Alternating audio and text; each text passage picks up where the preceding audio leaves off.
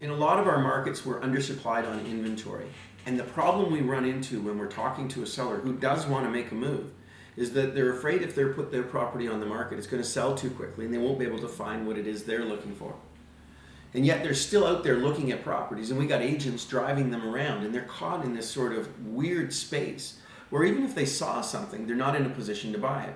And with an undersupplied market, there's often more than one buyer looking at a home.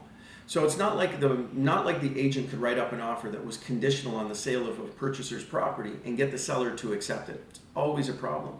And even if you could get a seller to accept an offer that was conditional on the sale of a buyer's property, which is highly unlikely, the buyer would probably have to pay a premium to get the seller's attention in a situation like that.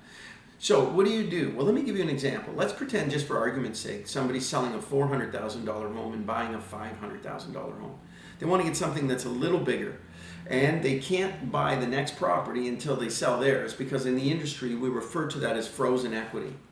So my first suggestion would be that you put the seller's home on the market. But to get them to do that, you almost have to walk them through a scenario so that they understand, not that they're doing it wrong, but they're going about it in reverse.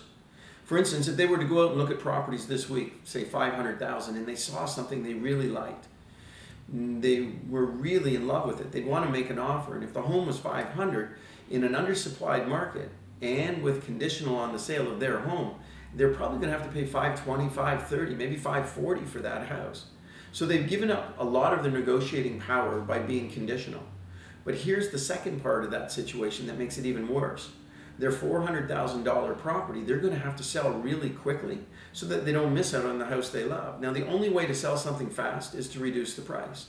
So then they end up taking maybe $360,000 or $370,000 for their $400,000 home.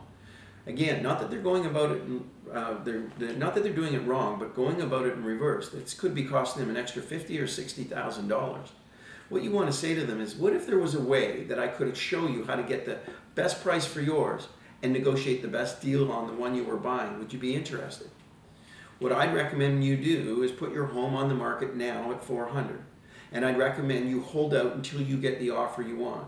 Remember, the market's undersupplied in this situation, so as a seller, they're going to be able to negotiate and dictate the terms of their contract.